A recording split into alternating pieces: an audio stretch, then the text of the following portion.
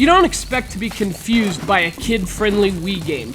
I mean, the motivation of the people who buy them is slightly perplexing, but the games themselves, generally pretty straightforward, especially the ones that only use 2 buttons. But this one got me twice.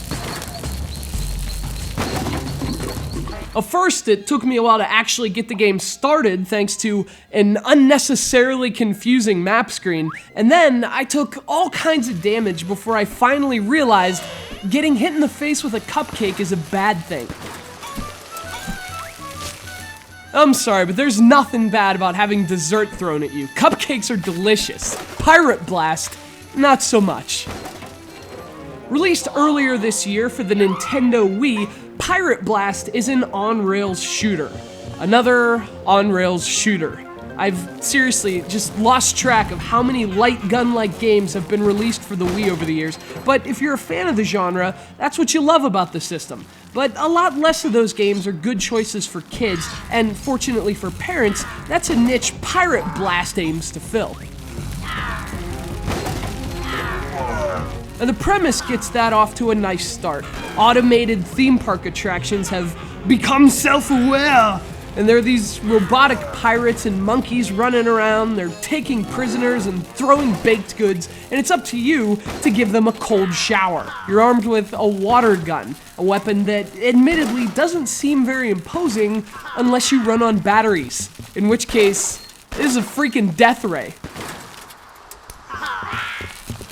So it's a nice, non-threatening setup for kids, which is a good thing for a game like this. There's some light humor, which is another nice touch, and although the graphics are pretty mediocre on a technical level, the game's at least really bright and colorful. For what the game's trying to do, that stuff works. And the controls are fine too. This plays like any other low-priced on-rails Wii shooter, and God knows there have been enough of them. It benefits from pointer control in a very simple setup. Push B for water, and push A for a water balloon, which basically functions like your bomb. So all that goes a long way in making this a good game for younger Wii players, but there are obviously a few flaws to consider too. The game's very short, but it tries to extend itself by repeating its 8 levels 4 times. So you play through them once in the morning, once in the afternoon, once in the evening, and once at night. Only then can you defeat the conniving Captain Greasebeard. And honestly, that's just 3 loops too many. A short game is a short game. Changing the time of day, that doesn't fool anyone.